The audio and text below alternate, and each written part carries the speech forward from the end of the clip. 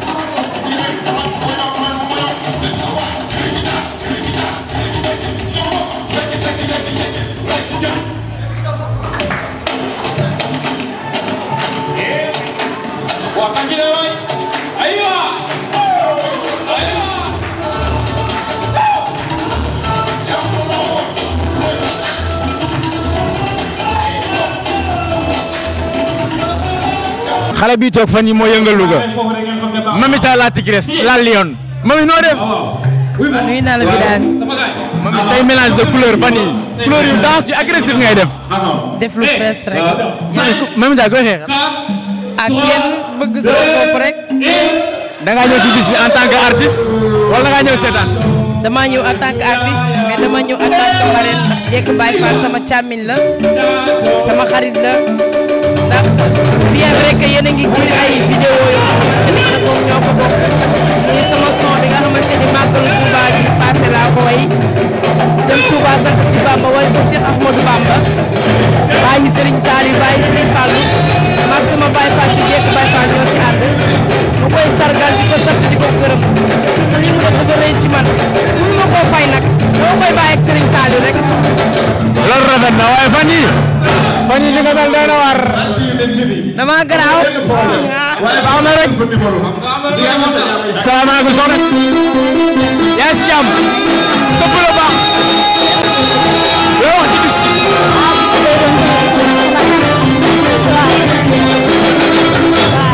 rafet na sama soxna. sëpp la baax na. yaa ngi si jàmm. loo wax ci bis bi.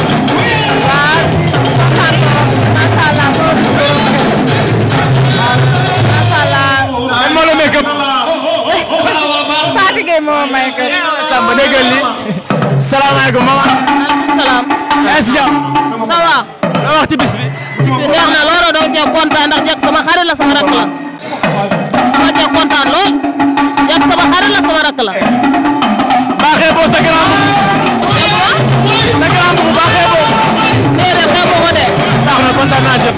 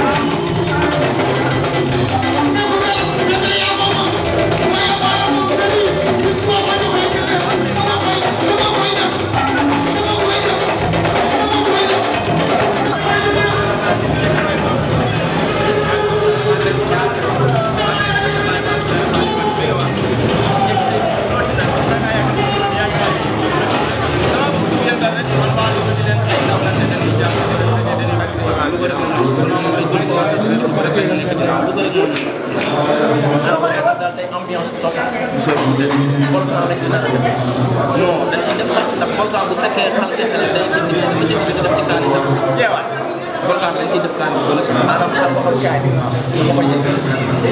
léegi sa tur ak sa sant. merci Aliya. pour wax li ma waxoon. Madame personne. Le parrain c'est ministre maire Moustapha Diop, le premier magistrat de la ville de Louga. C'est le parrain. ñu tey ñu récital courant bi nga xam ne Dieng et son équipe ñoom ñoo ko def.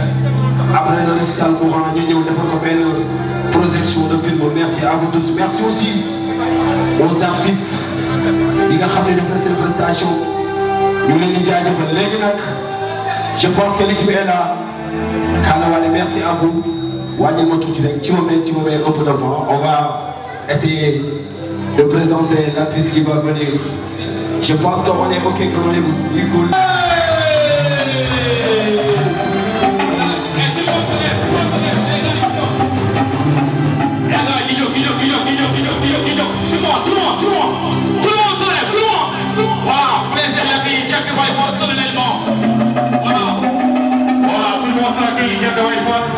Voilà, prenez la paix, merci beaucoup, confortablement. Il est là parmi nous ce soir. C'est le Jack Boy Baik,